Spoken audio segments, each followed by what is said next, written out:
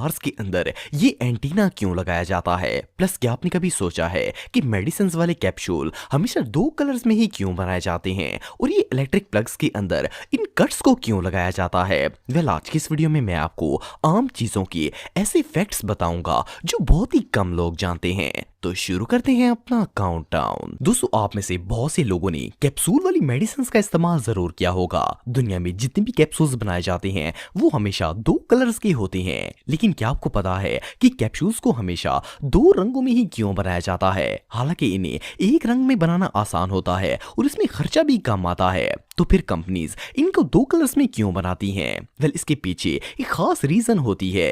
असल में कैप्सूल्स के दो पार्ट्स होते हैं। इनमें से एक कंटेनर होता है जिसके अंदर मेडिसिन भरी जाती है, जबकि दूसरा पार्ट एक कैप होता है जिसे कंटेनर के ऊपर लगाकर बंद किया जाता है। इन दोनों के कलर्स अलग अलग इसलिए रखे जाते हैं ताकि फैक्ट्री में काम करने वाले वर्कर्स को इन दोनों में फर्क करने में आसानी हो और वो आसानी से कंटेनर में मेडिसिन भर सकें और कैप को पहचान सकें। अगर ये एक ही कलर के होंगे तो वर्कर्स कंफ्यूज हो जाएंगे और इन्हें पता ही नहीं चलेगा कि किस में दवाई भरनी है और कौन सा कैप है। सो इन कलर्स की मदद से इन्हें मेडिसिन बनाने में आसानी होती है।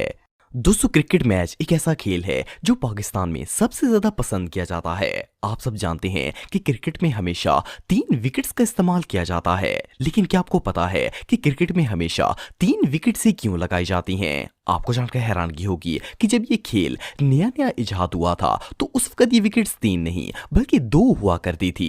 इनके अंदर 6 इंच का फासला होता था और जब बॉल इन विकेट्स के अंदर से गुजर जाती थी तो प्लेयर आउट हो जाता था। लेकिन प्रॉब्लम ये थी कि उस दौर में स्लो मोशन कैमरा नहीं था, तो कई दफा बॉल इतनी फास्ट होती थी कि एम्पायर को नजर ही नहीं आता था कि बॉल इन विकेट्स के अंदर से गुजरी है या फिर नहीं गुजरी, इसलिए वो आउट का डिसीजन नहीं कर पाता था। सो इस चीज को देखते हुए 3 विकेट्स का इस्तेमाल किया गया ताकि बॉल इन्हें गिरा दे और आउट का पता चल सके। ये फैक्ट रियली बहुत रेयर है।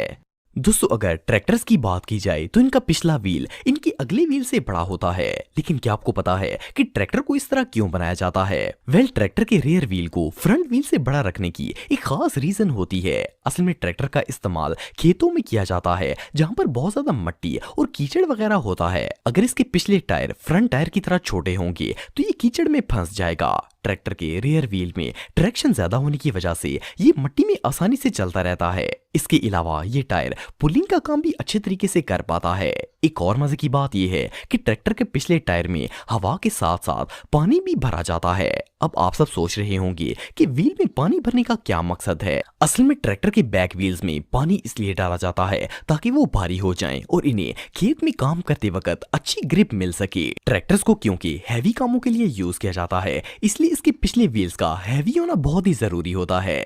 ट्रैक्टर्स का ये फैक्ट रियली बहुत इंटरेस्टिंग है। दोस्तों, आप सबने अक्सर देखा होगा कि बिजली के बहुत से प्लग्स ऐसे होते हैं जिनके अंदर इस तरह के कट्स बने होते हैं, पर क्या आपको पता है कि इन कट्स को क्यों बनाया जाता है? फर्स्ट ऑफ ऑल तो इस तरह के प्लग्स को ज्यादातर हाई वोल्टेज इलेक्ट्रॉनिक्स के लिए यूज किया जाता है। इसके अलावा ये कट्स सिर्फ अच्छी क्वालिटी के प्लग्स में ही नजर आते हैं। असल में इन कट्स को बनाने का एक स्पेशल पर्पस होता है। दरअसल मोस्टली सॉकेट्स को ब्रास से बनाया जाता है। ब्रास एक ऐसा मेटल है जो गर्म होकर फूलना और मेल्ट होना स्टार्ट हो जाता है। सो इन प्लग्स के अंदर ये कट्स इसलिए रखे जाते हैं ताकि अगर ब्रास इस्तेमाल के दौरान गर्म होकर फैलना शुरू हो जाए तो वो इन कट्स के अंदर फिक्स हो जाए और स्विच को खराब होने से बचाया जा सके।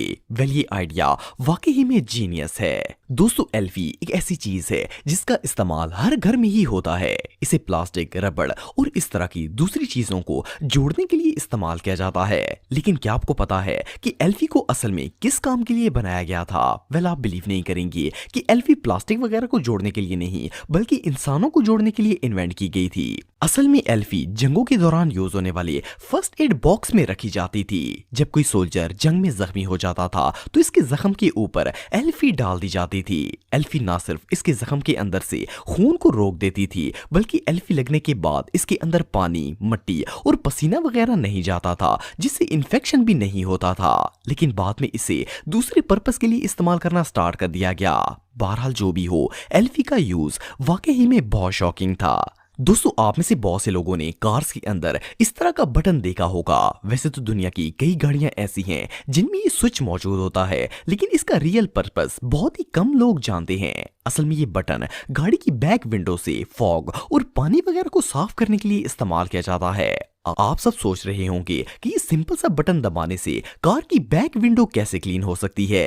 वेल, जिस कार में भी ये स्विच होता है, इसकी बैक विंडो पर इस तरह की लाइंस मौजूद होती हैं। असल में ये लाइंस देखने में पेपर की तरह लगती हैं, लेकिन ये पेपर से नहीं बल्कि मेटल से बनी होती हैं। जब आप इस स्विच को ऑन करते हैं तो ये मेटल की वायर्स गर्म हो जाती हैं और बैक विंडो से फॉग और आइस वगैरह को पिघलाकर नीचे गिरा देती हैं, जिससे विंडो साफ हो जाती है और ड्राइवर को पीछे देखने में आसानी होती है। वेल, ये ऑप्शन रियली बहुत बेनिफिशियल है। दोस्तों अगर रेस्ट वॉच की बात की जाए तो आजकल तकरीबन हर बंदा ही इनका इस्तेमाल करता है। दुनिया के 98% लोग ऐसे हैं जो कि घड़ी को लेफ्ट बाजू में पहनते हैं। लेकिन क्या आपको पता है कि घड़ी को हमेशा लेफ्ट हैंड में ही क्यों बांधा जाता है? वेल, आपको जानकर हैरानगी होगी कि जब कलाई पर घड़ी नई नई पहनना स्टार्ट की गई थी तो सब लोग इसे राइट हैंड में पहनते थे।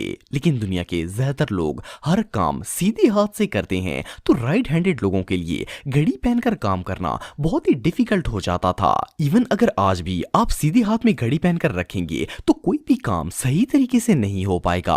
सो इसलिए घड़ियों को बाएं हाथ में पहनना शुरू कर दिया गया और आज भी जो लोग राइट हैंड में घड़ी पहनते हैं वो सिर्फ दुनिया से अलग लगने के लिए और शो ऑफ के लिए ऐसा करते हैं, वरना नॉर्मल बंदा तो घड़ी लेफ्ट बाजू में ही पहनता है। दोस्तों अगर आप स्पोर्ट्स के शौकीन हैं तो आपने प्लेयर्स में एक चीज नोट की होगी कि हर प्लेयर की बैक पर शर्ट के नीचे कोई उभरी हुई चीज मौजूद होती है। ज्यादातर लोग तो इस पर ध्यान नहीं देते, लेकिन आपको जानकर हैरानगी होगी कि इस उभरी हुई चीज को बाकायदा प्लेयर्स की बॉडी पर फिक्स किया जाता है और इसका एक खास पर्पस होता है।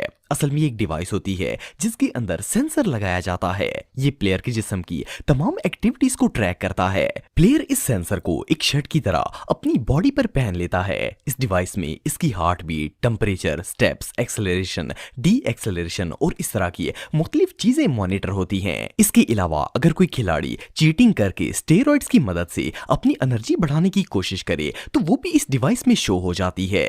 वेल, ये डिवाइस सच में कमाल की है।